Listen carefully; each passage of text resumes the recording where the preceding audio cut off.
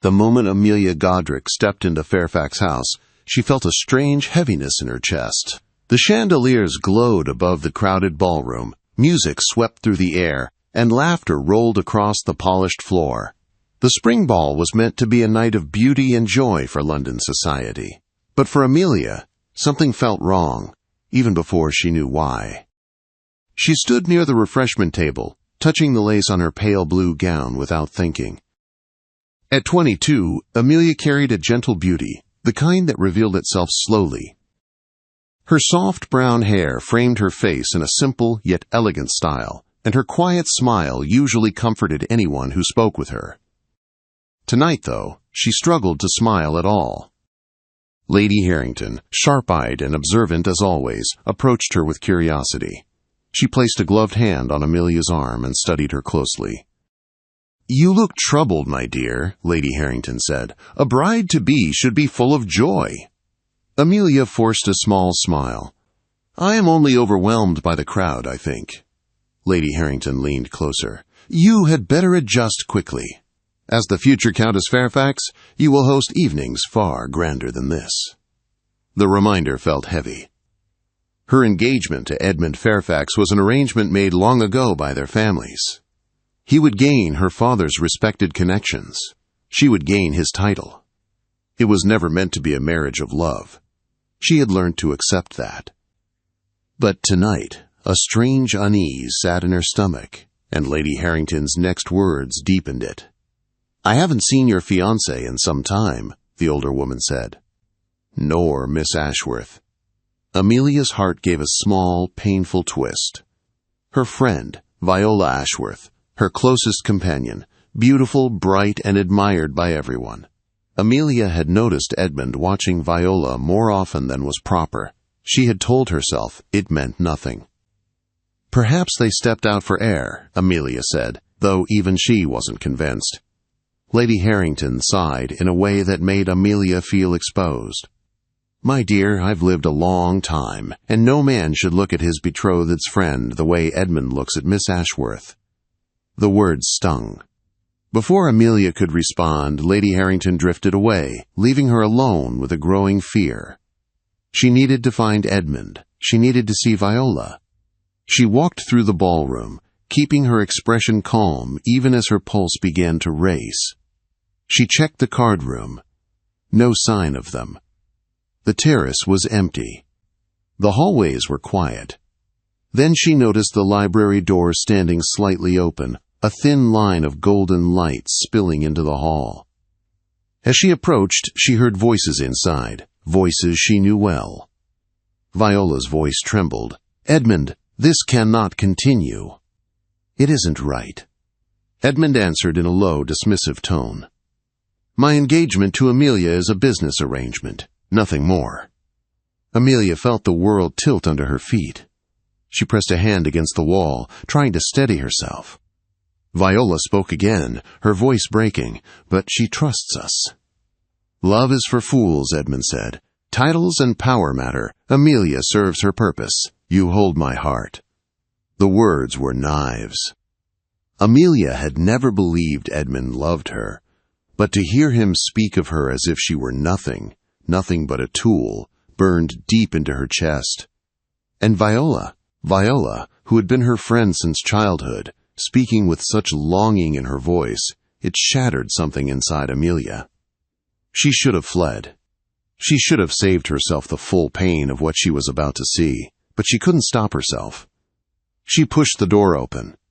Edmund and Viola sprang apart. Edmund's hand had been at Viola's waist. Viola's face was pale with guilt. "Amelia," Viola whispered. "Please," Amelia said softly, fighting to keep her voice steady. "Do not lie to me." Edmund pulled himself into a cold posture. "You are making a scene over nothing." "Nothing?" Amelia whispered. "I heard everything." Edmund frowned. "This engagement benefits us both. You knew it was not about affection." "I knew it lacked love," Amelia replied. "I did not know it lacked respect." Quote, Viola stepped forward, with tears streaming down her cheeks. "Amelia, I never meant to hurt you." "How long?" Amelia asked. The silence that followed was worse than the truth. 6 months. Edmund said finally, without shame. A sound escaped Amelia, a soft gasp that carried her heartbreak. She turned and walked out before her tears could fall. People stared as she passed through the ballroom. Whispers rose around her like smoke, suffocating and cruel. She moved as quickly as she could toward the garden, needing air, needing space, needing anything to keep from breaking in front of the entire world. When she stepped into the quiet night, she let out a breath she didn't know she had been holding. The scent of roses surrounded her, moonlight rested on her shoulders, and for the first time since the night began, she let her pain show. Then she heard a deep voice behind her. "Miss Godric, are you unwell?" She turned. Standing there was George Cavendish, the Duke of Ashford. Tall, composed, and carrying a presence that made the air shift around him. He was known for his power, known for his distance from society, known for avoiding entanglements and never showing interest in any woman. Yet his eyes held only concern as he looked at her. Amelia wiped her tears quickly. "Your Grace, forgive me, I did not see you." "No apology needed," he said, "but you are clearly in pain." His words were simple, but they broke through the fragile wall she had tried to build. "My fiancé and my closest friend," she whispered. "I found them together." The Duke studied her quietly, then gave a slow, understanding nod. "Pain caused by betrayal is the sharpest pain of all," he said, "and it is never the fault of the one betrayed." His voice was calm, steady, strong. It made Amelia feel less alone. "You deserve better than this," he said gently. Amelia felt her breath catch. She did not know this man. She had never spoken more than a greeting to him. Yet in this moment, he was the only person who seemed to see her. Not as a scandal, not as a convenience, but as a person. A soft rustle behind them made the Duke glance toward the ballroom doors. Edmund and Viola had stepped outside, searching for her. The Duke turned back to Amelia. "If you wish," he said softly, "I can give them something to look at, something they do not expect." Amelia blinked in confusion. "What do you mean?" He offered his hand. "Walk with me, Miss Godric." His voice was steady, sure, and something in his eyes told her this moment was about to change everything. Amelia hesitated as she looked at the Duke's extended hand. The music from the ballroom drifted into the garden, soft and distant, a strange contrast to the storm inside her chest. She had spent the last hour drowning in humiliation and heartbreak. Now a powerful Duke stood before her, offering something she did not yet understand. "Walk with me," George Cavendish said again, his voice calm and steady. Amelia placed her hand in his. His grip was warm, grounding her in a way she did not expect. He led her toward the terrace steps with slow, measured steps, as if giving her time to gather strength. At the doorway to the ballroom, George paused and glanced toward the entrance where Edmund and Viola lingered. Edmund's face darkened when he saw Amelia standing beside the Duke of Ashford. Viola's expression fell with a mix of shock and guilt. "You are about to be the center of attention," George said quietly. "If you wish to leave, tell me now." Amelia lifted her chin. For the first time that night, she wanted to be seen, not as a woman broken, but as someone who would not be crushed by betrayal. "I'm ready," she said. George's lips curved into the smallest hint of approval. "Very well." They stepped into the ballroom. Like a wave rolling across a shore, the music faded and heads turned. Conversation stopped. Fans paused mid-swoop. Even the dancers slowed as whispers spread faster than the music could recover. The Duke of Ashford, London's most distant, most unapproachable, most sought-after bachelor, was escorting Amelia Godric, the woman who had been humiliated only hours earlier. The transformation was instant. Lady Winslow gasped. Lord Carmichael nearly dropped his drink. Mrs. Everett whispered to her daughter, "Look who he's chosen." George did not acknowledge a single stare. His focus remained on Amelia, guiding her toward the center of the room with confidence and quiet authority. When they reached the middle, He signaled to the orchestra. The musicians stopped mid-melody. A hush settled over the ballroom. The Duke turned to face the crowd. "Ladies and gentlemen," he said, his deep voice carrying easily across the room, "forgive the interruption." Amelia's heart pounded. She had not expected this. She thought he meant only to walk with her, not to command the entire ballroom's attention. "I wish to make something clear," George continued. "I have found Miss Amelia Godric to be the most remarkable woman in this room." A wave of whispers rippled through the crowd. Amelia stared at him, stunned. He was not pretending to admire her. He was declaring it to a room full of the most powerful families in London. Edmund pushed through the crowd, furious. "Your Grace," he said sharply, "I must speak with Amelia at once."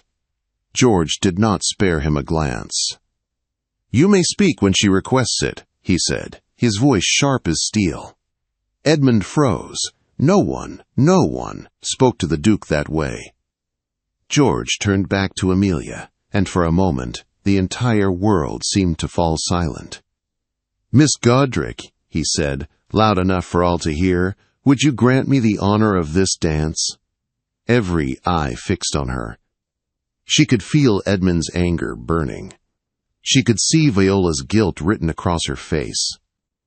She could sense the crowd, wondering if Amelia would faint, cry, or run. But she did none of those things. She lifted her chin, placed her hand in the Duke's, and stepped into the dance. A soft cheer rose from the edges of the room. The orchestra began playing again, this time a slower, gentler waltz. As George led her across the floor, Amelia felt tension drain from her muscles. His hold was firm but not forceful. His steps guided hers with ease. "You are doing beautifully," he murmured. "It feels like a dream," she whispered. He met her gaze. "I assure you, this is no dream." Around them, the whispers grew softer, shifting from pity to admiration. "Look how he holds her. She looks radiant. Perhaps she was the right match all along." Amelia did not know what to say. She had entered this ballroom feeling small, broken, and ashamed. Now the Duke held her as if she were the most important person in the room. When the dance ended, applause broke out, soft at first, then stronger. Amelia's cheeks warmed, but for once it was from something close to pride. George bowed over her hand. "Thank you for trusting me." Amelia swallowed. "You hardly know me. Why would you do all of this?" Quote, his expression shifted, the faintest shadow passing across his eyes. "I have very little patience for cruelty, and I have even less patience for men who do not value what they have." Before she could respond, her mother appeared beside them in a flurry of anxious excitement. "Amelia, my dear," Mrs. Godric whispered urgently, "what is happening?" The Duke of Ashford just, "Oh, heavens, I cannot even say it." George gave her a polite nod. "Mrs. Godric, your daughter is a woman of great character." Her mother nearly fainted. Amelia felt heat rise to her face. "Your Grace, this is all too much. You don't have to pretend interest for my sake." George leaned in slightly, lowering his voice so only she could hear. "I do not pretend, Amelia." Her breath caught. Then Edmund's voice sliced through the moment like a knife. "Enough of this." He stood before them, fists clenched, his face tight with humiliation. "Amelia, come with me." "Now." George stepped forward, placing himself between them with a strength that sent a clear message. "She is not going anywhere with you," he said. Edmund's jaw tightened. "We are engaged." "Not anymore," Amelia said, surprising even herself. Her voice was steady, stronger than she expected. "Our engagement ended the moment you betrayed me." Quote, Edmund's eyes widened. For a moment he looked stunned, almost frightened. Viola appeared behind him, pale and shaking. "Amelia, please," Viola whispered. "Let us explain." Amelia felt her heart twist. For years she had believed Viola would never hurt her, but tonight proved she never truly knew her friend. "There is nothing left to explain," Amelia said softly. The crowd watched with rapt attention. Edmund stepped toward her, desperate now. "You cannot throw everything away over a misunderstanding." George answered for her. "A man who hides in the shadows has no place demanding loyalty in the light." The crowd gasped. Edmund's eyes flashed with rage. "You think you can take what is mine?" Amelia stepped closer to George without meaning to. His presence steadied her, shielded her. "I was never yours," she said. Edmund froze. For the first time, Amelia saw him clearly, not as the future she thought she was meant to accept, but as a man who wanted control without responsibility, admiration without loyalty. George's gaze softened as he looked down at her. "You are free of him," he said quietly. His words washed over her like warm sunlight. Then he extended his hand once more. "Miss Godric," he said, "if you are willing, I would like to call upon you tomorrow." The ballroom went silent. It was not a proposal, but it was a declaration. A public one. Amelia felt her heart steady and settle into something new, something hopeful. "You may call upon me," she said. A soft smile touched George's lips. "Then I shall." Whispers swirled through the ballroom like a rising wind. Amelia Godric had not only survived betrayal, she had risen above it. And the Duke of Ashford, London's most powerful, most untouchable man, had chosen her. The morning sun poured softly into the Godric townhouse, casting warm light across the drawing room. Amelia stood near the window, hands folded in front of her, trying to calm her racing thoughts. Today the Duke of Ashford was coming to call. She barely slept after the events of the ball. Each time she closed her eyes, she saw the Duke's hand extended toward her, the crowd's shocked faces, Edmund's anger. And most of all, she remembered the way George Cavendish looked at her, as if she mattered in a way she had never mattered to anyone. Her mother fussed over the tea tray for the 5th time. "Do sit, Amelia. You will worry yourself sick." "I'm fine," Amelia said, though she wasn't sure she believed it. Her father entered with the morning paper tucked under his arm. "Your dance with the Duke is printed here," he announced. "Front page, entire columns about it." Amelia's face flushed. "Father, please do not read it aloud." He looked as if he desperately wanted to, but he obeyed. Before he could say more, the butler entered. "His Grace, the Duke of Ashford." Amelia's heart jumped. George Cavendish stepped into the room with quiet confidence. He wore a dark blue coat, his hair neatly styled, his expression composed yet warm. When his eyes found Amelia, something gentle flickered there, something steady, almost protective. Mrs. Godric curtsied deeply. "Your Grace, what an honor." "Mrs. Godric," George said politely before turning his attention to Amelia. "Miss Godric. Thank you for receiving me." His voice was calm, but Amelia felt the room shift around them. "Shall we take a walk in the garden?" he asked. Amelia nodded, grateful for the escape from her parents. Eager stares. They stepped out into the small garden, sunlight warming the gravel path. "Are you well this morning?" George asked, softly. "I am," Amelia said, "though I admit there is much to think about." George nodded.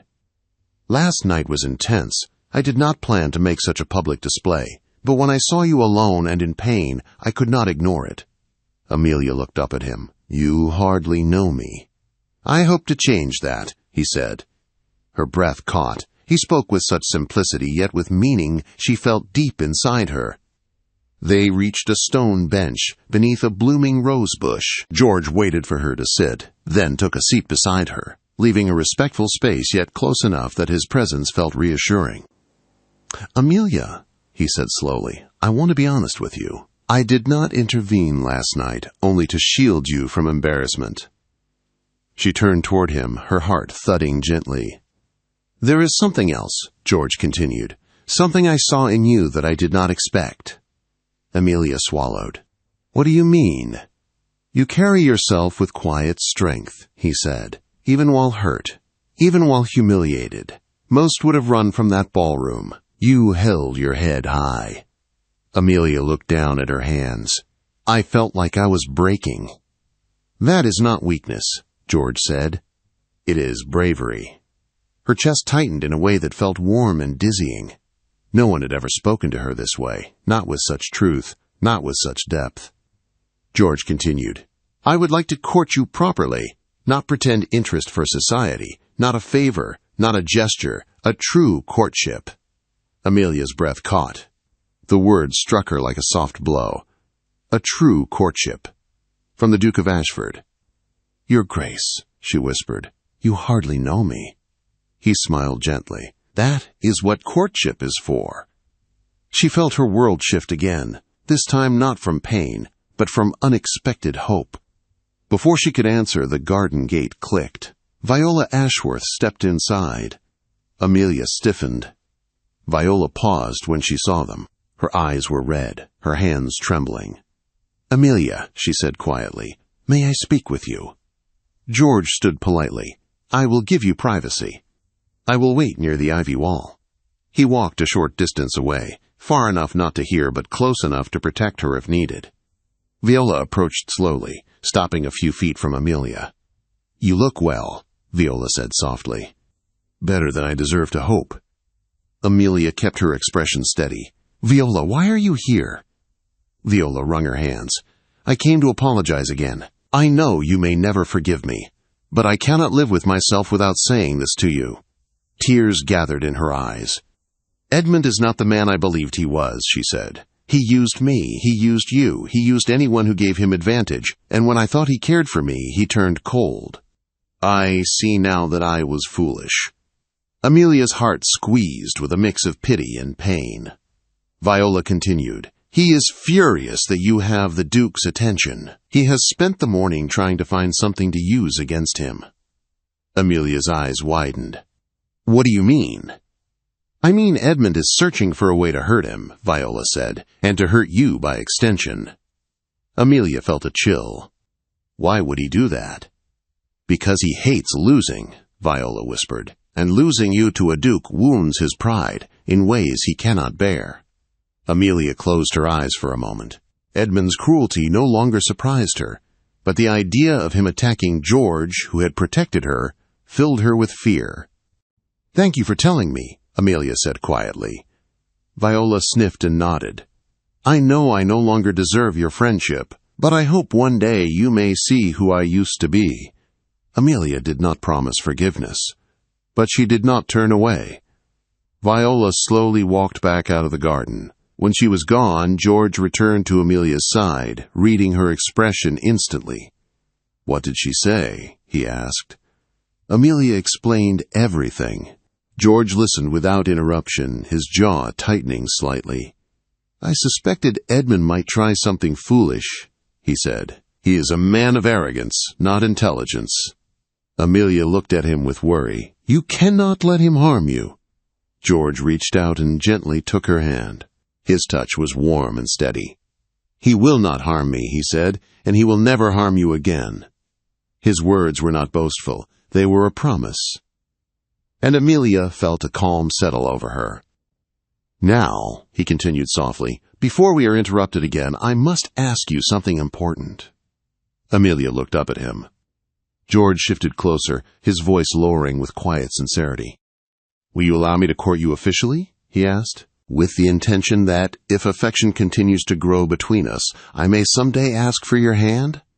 Amelia's heart beat faster. This was real. This was honest. This was everything she never thought she would have. "Yes," she said softly. "I would like that." A rare smile broke across George's face, a smile filled with relief, warmth, and something close to joy.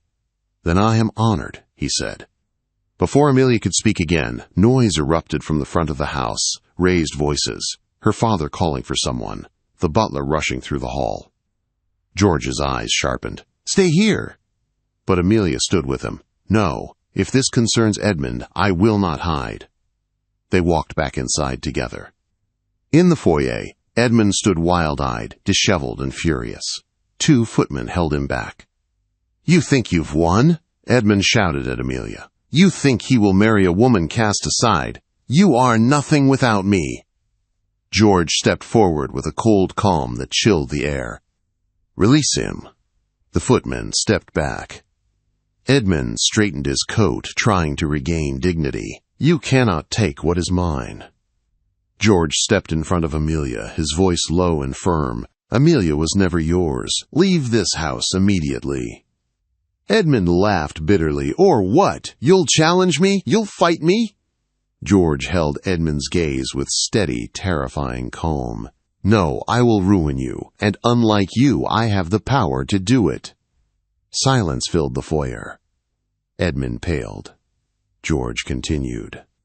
"If you speak her name again, if you whisper a single lie or threat, I will make you disappear from every hall, club, and business in London.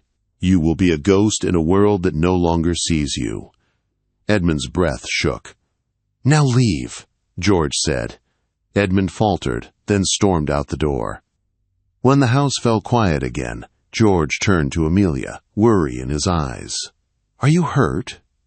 Amelia shook her head. Not anymore. In that moment, she felt it clearly. Her old life was gone. Her heartbreak had ended. A new path stood before her. One she chose, not one chosen for her. George took her hands gently.